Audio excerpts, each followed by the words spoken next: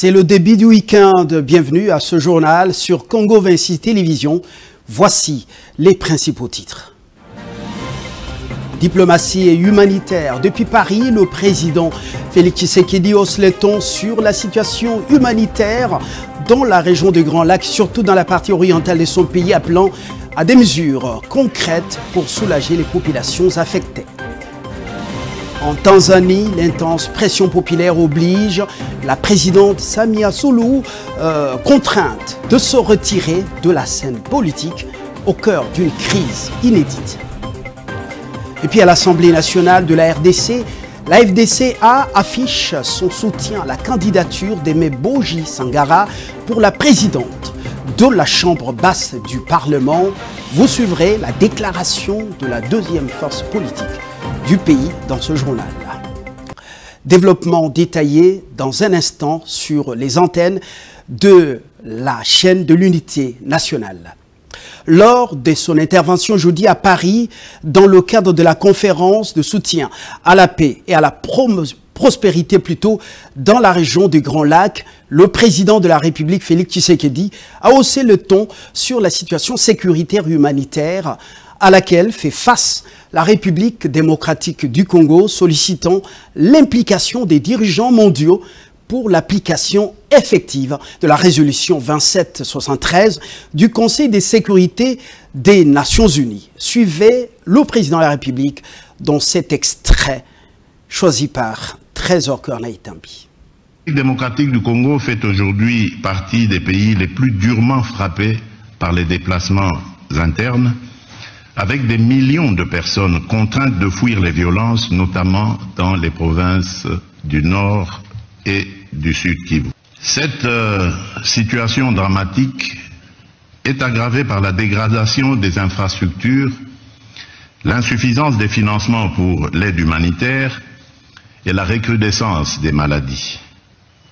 Les besoins sont immenses et immédiats. Protection des civils, prise en charge psychosociale, accès aux soins de santé, continuité éducative, sécurité alimentaire, accès à l'eau potable et à l'assainissement. Les données sont accablantes. En 2024, 26 millions de personnes en République démocratique du Congo étaient en situation d'insécurité alimentaire aiguë et près d'un enfant sur deux de moins de 5 ans souffrait de malnutrition chronique. À la 45e semaine épidémiologique de 2024, 445 zones de santé sur 519 avaient déjà rapporté des cas de choléra et ou de Mpox. Ces chiffres ne sont pas des abstractions statistiques. Ils décrivent une urgence humanitaire absolue. La crise humanitaire en République démocratique du Congo est liée directement à des actions militaires menées par le groupe armé AFC M23, soutenu sur les plans logistiques, financiers et opérationnels par le Rwanda, en violation flagrante de la souveraineté nationale et de l'intégrité territoriale de mon pays. Cette réalité est aujourd'hui documentée et reconnue, et elle a été rappelée par la résolution 2773 du Conseil de sécurité des Nations Unies, qui exige le retrait immédiat et inconditionnel de l'AFC M23 de toutes les zones qu'il occupe, y compris les centres urbains stratégiques, ainsi que le retrait des forces rwandaises du territoire congolais. Cette résolution n'est pas une opinion diplomatique. Elle est un impératif juridique et politique que chacun ici a le devoir de faire respecter. Et lors de la conférence de Paris, le président français Emmanuel Macron a plaidé pour la réouverture prochaine de l'aéroport de Goma en faveur des vols humanitaires ouvrant la voie, selon lui, à un renforcement des corridors d'aide. Mais le Rwanda, qui enlève enfin son masque, s'oppose à cette proposition. De son côté, le gouvernement congolais, à travers son porte-parole Patrick Muyaya, a donc rappelé que la décision reste de la compétence exclusive de Kinshasa. Commentaire Merdi Mirindi. C'est lors de la conférence internationale de Paris sur la crise humanitaire dans la région des Grands Lacs que le président français Emmanuel Macron a annoncé la réouverture prochaine de l'aéroport de Goma pour faciliter l'acheminement de l'aide humanitaire vers l'est de la RDC. Nous avons acté d'œuvrer dans les prochaines semaines à la réouverture de l'aéroport de Goma pour des vols humanitaires de jour de petit gabarit. Ces accès sont indispensables, ils seront faits dans le respect de la souveraineté congolaise afin que les premiers vols humanitaires puissent reprendre sans délai et ils seront également complétés par des corridors humanitaires et des accès humanitaires, par exemple aussi ceux venant depuis le Burundi. Une déclaration accueillie avec prudence par Kigali. Selon le ministre rwandais des Affaires étrangères, il s'agissait là d'un problème entre Congolais, appelant à une solution interne. Mais à Kinshasa, la réaction ne s'est fait pas attendre. Le porte-parole du gouvernement, Patrick Muyaya, a tenu à corriger les propos du président français. Selon lui, la réouverture de l'aéroport de Goma ne se fera qu'avec l'autorisation expresse du gouvernement congolais, seul habilité à décider d'une telle mesure. Il précise que lorsque le moment viendra, seuls les vols humanitaires pourront opérer de jour et sous contrôle des autorités congolaises. Entre initiatives internationales, réserves régionales et affirmation des souverainetés, la réouverture de l'aéroport de Goma reste donc suspendue à la décision de Kinshasa. Et très loin de Paris, cette fois-ci à Kinshasa, la conférence des présidents des partis politiques membres de l'Alliance des forces démocratiques du Congo et alliés soutient la candidature d'Aimé Boji Sangara au poste de président de l'Assemblée nationale. Dans une déclaration rendue publique ce vendredi 31 octobre 2025 devant la presse, la FDC de Modeste Batilukwebo et ses alliés ont aussi témoigné leur soutien aux forces armées de la République démocratique du Congo, sollicitant la stricte et urgente application de la résolution 2773 du 15 février 2025 du Conseil de sécurité des Nations Unies. Suivait l'extrait de leur déclaration choisi par Tony Zolamesso. Attristé par les conséquences de la guerre à l'est du pays, ayant causé des millions de morts innocentes, déplacements massifs des populations qui se poursuivent quotidiennement, la destruction du tissu économique et environnemental, le ravissement des biens et propriétés des privés, le retardement de l'enseignement et de l'éducation des enfants et des jeunes, l'insécurité permanente dans la partie des provinces du Nord Kivu et du Sud Kivu sous occupation du Rwanda et le concours de l'AFC BAR M23. Considérant l'atteinte à la souveraineté et à l'intégrité territoriale de notre pays, la République démocratique du Congo par le Rwanda et le concours de l'AFC BAR M23, face au risque de l'enlisement et de balkanisation de la RDC, nous exigeons la stricte et urgente application de la résolution 2773 du 21 février 2025 du Conseil de sécurité des Nations Unies.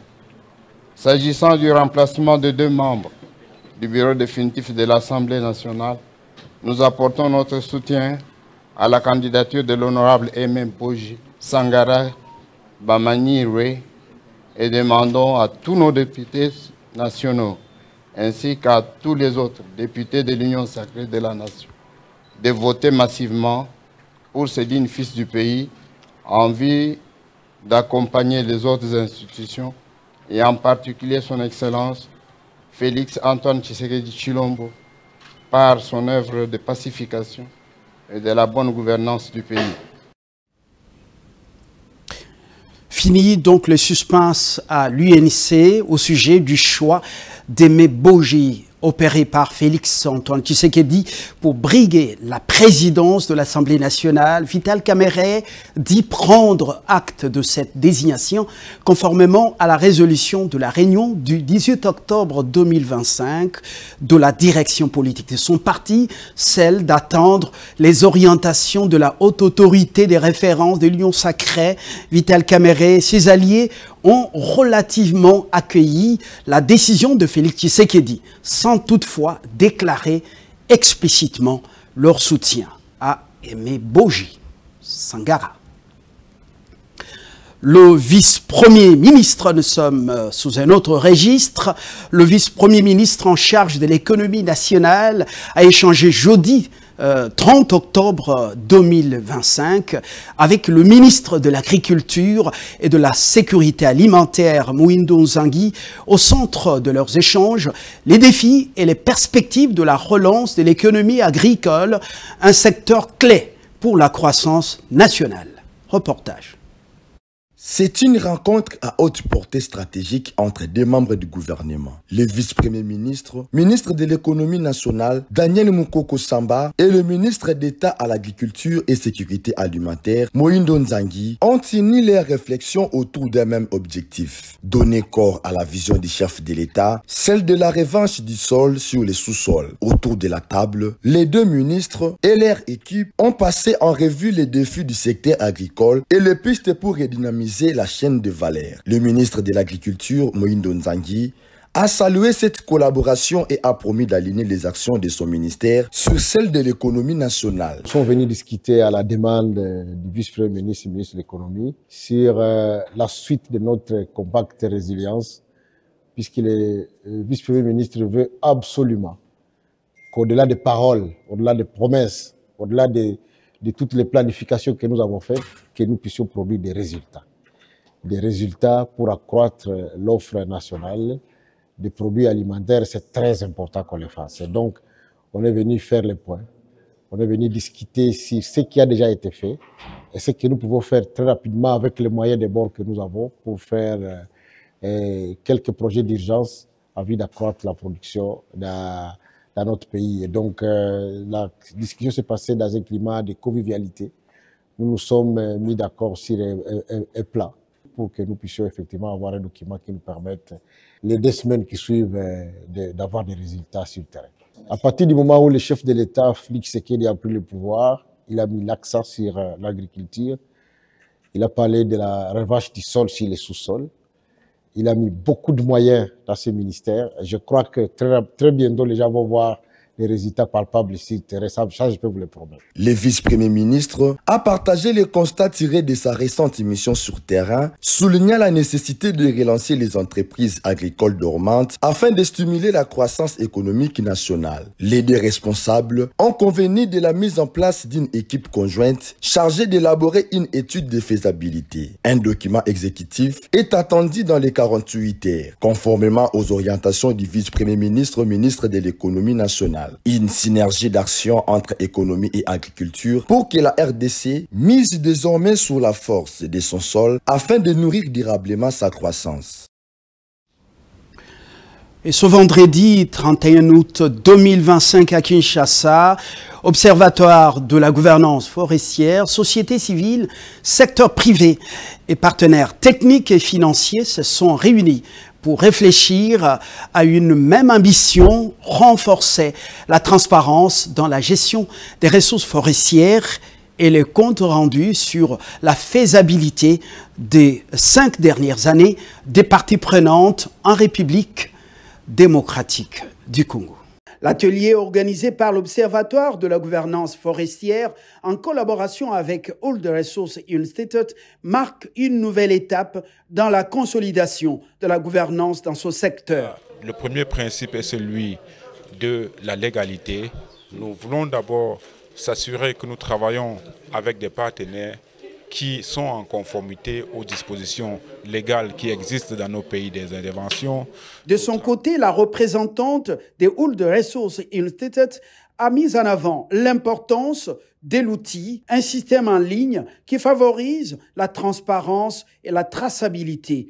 En effet, l'observation indépendante constitue un mécanisme de redevabilité qui permet de documenter de manière objective les pratiques sur le terrain, de signaler les irrégularités et d'encourager ainsi l'application effective de la législation forestière. Il a expliqué que cette plateforme permet de rendre accessibles les informations sur la légalité forestière et l'amplifier Elle a expliqué que cette plateforme permet de rendre accessibles les informations sur la légalité forestière et d'amplifier le travail des observateurs indépendants. Créé en 2012, l'Observatoire de la gouvernance forestière a déjà réalisé plusieurs missions sur le terrain avec des résultats concrets. Entre 2021 et 2022, 8 missions conjointes ont été menées sur 28 concessions forestières. Ces actions ont permis de générer plus de 90 000 $ d'amendes et de renforcer la fiabilité des informations partagées avec les autorités. Le responsable de l'OGF a rappelé que le travail de son organisation repose sur 3 piliers, notamment les missions de terrain, l'analyse de la légalité et la production de rapports. Il a salué la collaboration entre les différentes parties prenantes, réaffirmé l'engagement du pays pour une gouvernance forestière durable et transparente.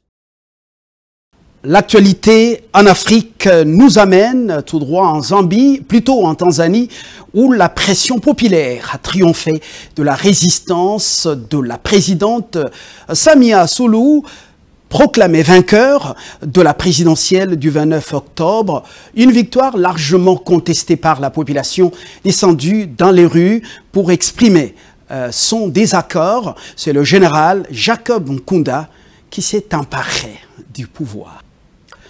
Les élections en Afrique, est-ce un maquillage sans conteste au regard du comportement des plusieurs chefs d'État arrivés fin mandat et appelés justement à céder leur fauteuil, la tendance à se maintenir au pouvoir au-delà de la limite constitutionnelle fait redouter un avenir sombre pour le continent où la brutalité devient une option pour certains, surtout les dirigeants potentiels, de pouvoir renverser ceux qui sont aux affaires. Patrick Loconi fait le tour des derniers événements qui ont émaillé la fin des mandats dans certains pays africains. Suivez. Il y a plus de 3 décennies, les élections en Afrique auraient dû déclencher l'alternance au pouvoir d'État dans les pays africains démocratisés. Mais hélas, la réalité est tout autre.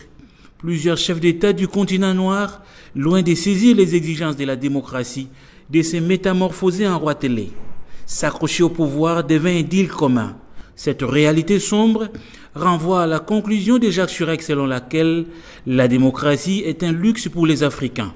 Alors que leur constitution limite l'exercice du pouvoir à un mandat pour les uns et à 2 pour les autres, certains ayant goûté au privilège du pouvoir entreprennent de s'offrir des mandats à vie. D'où des coups d'État militaires comme solution à la gangrène. De Madagascar au Congo-Brazzaville, en passant par les Mali, le Burkina Faso et les Gabon, les militaires tiennent le flambeau. Un retour aux années post-indépendance en Afrique. Le tripatouillage de la Constitution au profit de la classe régnante est la clé de voûte. Les cas de la Côte d'Ivoire, Cameroun, Tanzanie fait penser à des monarchies absolues. Où va l'Afrique? Déjà à la quai des contingents le plus pauvre de la planète, faute de leadership visionnaire, c'est la question dès lors que les Africains semblent ne pas comprendre cette vérité. Pire encore. Pour certains observateurs, justement, ce qui est arrivé en Tanzanie est le résultat de l'immixtion étrangère avec en toile de fond les réseaux de George Soros. C'est ce qu'ils pensent. Et voilà. C'est la fin de cette édition. Si vous nous avez pris en cours de diffusion, je vous rappelle ces grandes lignes. Diplomatie et humanitaire. Depuis Paris, le président Félix Tshisekedi hausse le ton sur la situation humanitaire et sécuritaire dans les Grands Lacs et surtout dans la partie orientale de son pays, appelant des mesures concrètes pour soulager les populations affectées. En Tanzanie, l'intense pression populaire oblige la présidente Samia Suluhu, contrainte de se retirer de la scène politique au cœur d'une crise inédite. Enfin, à l'Assemblée nationale de la RDC, la FDC a affiché son soutien à la candidature d'Aimé Boji Sangara pour la présidence de la Chambre basse du Parlement. Vous avez suivi la déclaration de la deuxième force politique du pays dans ce journal. Merci d'avoir suivi ce journal. Excellent week-end à toutes et à tous en compagnie de la chaîne de l'unité nationale.